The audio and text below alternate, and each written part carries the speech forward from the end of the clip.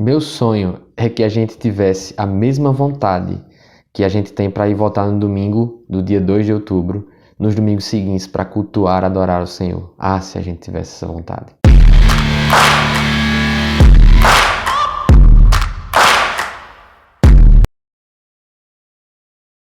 Bom dia, boa tarde, boa noite. Que a graça e a paz do Senhor estejam com você. Aqui é o pastor Davi, da Igreja do Nazareno em Caruaru, e passando para pedir que você se inscreva no nosso canal, curta esse vídeo, comente, compartilha com seus amigos. A gente vai falar sobre eleições, tema muito difícil, mas que é importante a gente se colocar.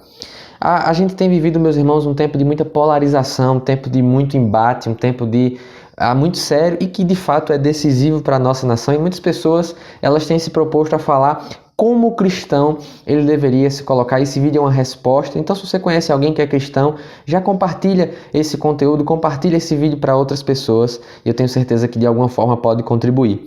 A primeira coisa que a gente deveria pensar quando a gente considerar, que é quando a gente fala sobre votar, é, em primeiro lugar, considere como cristão deve se posicionar diante dessas eleições. Em primeiro lugar, considere sua liberdade. Independente do que qualquer pessoa possa falar, você é livre. Você é livre para votar na esquerda, você é livre para votar na direita, você é livre para não votar. E todas essas opções, elas são válidas. Mas a segunda coisa que você deveria considerar na hora de votar em um candidato, seja do legislativo ou do executivo, considere a sua consciência. E quando eu falo consciência você sabe quais são valores que são importantes, que são fundamentais na hora da sua tomada de decisão? Se nós tomamos a decisão do voto sem considerar a nossa consciência, nós estamos sendo inconsequentes. Então, que valores são importantes para você? Que princípios são importantes para você na hora dessa tomada de decisão? Eu não falo apenas de pautas morais como o aborto, questões relacionadas ao casamento ou à educação das crianças. Eu digo a respeito de um conjunto de valores. Probidade e honestidade, por exemplo, é uma coisa que nós deveríamos considerar. A maneira como aquele candidato ao legislativo ou executivo enxerga questões sociais importantes, né? Como é que ele enxerga a questão da pobreza, como é que ele enxerga questões relacionadas a trabalho, empreendedorismo. Você tem essa consciência? Responda para você mesmo antes de tomar a decisão de em quem você vai votar para os cargos do executivo estadual, o cargo do executivo nacional e para os cargos do legislativo. Lembre-se que é uma eleição para deputado estadual, para governador, para deputado federal, senador e para presidente. Então, analise a partir da sua consciência se o seu candidato, se a sua candidata, ela de fato preenche esses requisitos que são importantes para você e que são pautas importantes para você enquanto cidadão e enquanto cristão, servo e serva do Senhor. Considere, em terceiro lugar, o seu candidato.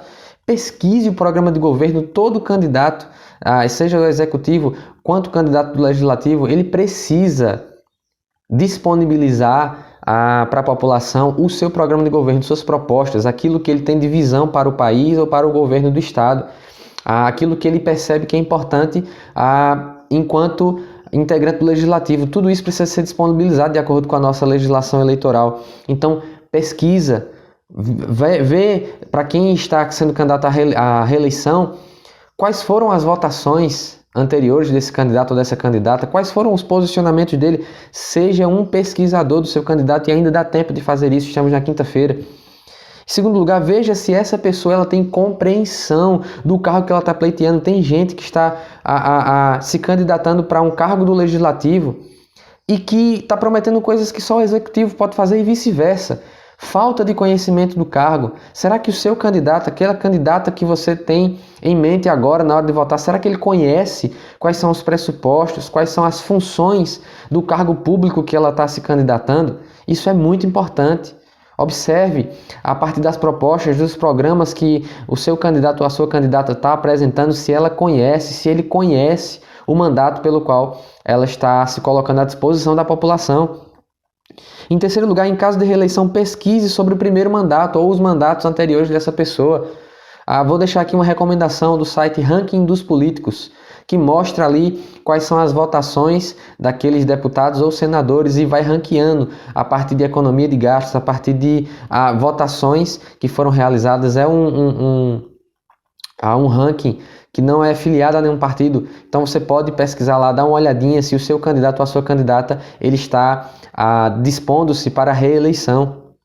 E por último lugar, seja fiscalizador do mandato, caso o seu candidato ou a sua candidata seja eleita em qualquer esfera. Meus irmãos, as pessoas elas estão tratando o período eleitoral como se ele fosse um concurso de popularidade. O meu candidato ganhou porque ele é mais popular. É quase que um Big Brother.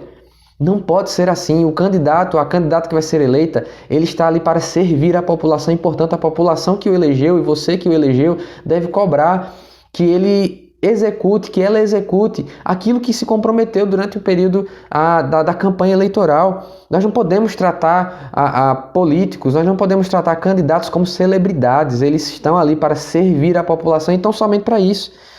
Então, por último, que a gente possa participar ativamente, não apenas no próximo domingo, mas nos próximos 4 anos, que a gente possa participar ativamente do que está acontecendo na nossa cidade. Que a igreja ela se envolva um pouquinho mais, que ela seja voz mais ativa, não apenas ao longo do domingo das eleições, mas durante os próximos 4 anos. Que a gente se incomode com a acessibilidade do bairro da igreja, se o cadeirante ele consegue ou não consegue andar no bairro da igreja, que a gente se preocupe com os serviços públicos da nossa cidade, que a gente seja um pouquinho mais participativo, para que a gente tenha uma voz que seja um pouco mais ativa na sociedade e que cause diferença. Que Deus abençoe o nosso país, que Deus abençoe o próximo domingo, que Deus abençoe a nossa consciência, para que a gente possa exercer a nossa liberdade de voto da melhor maneira possível. Compartilhe esse vídeo com mais pessoas e que o Senhor guarde a nossa nação em nome do Senhor Jesus.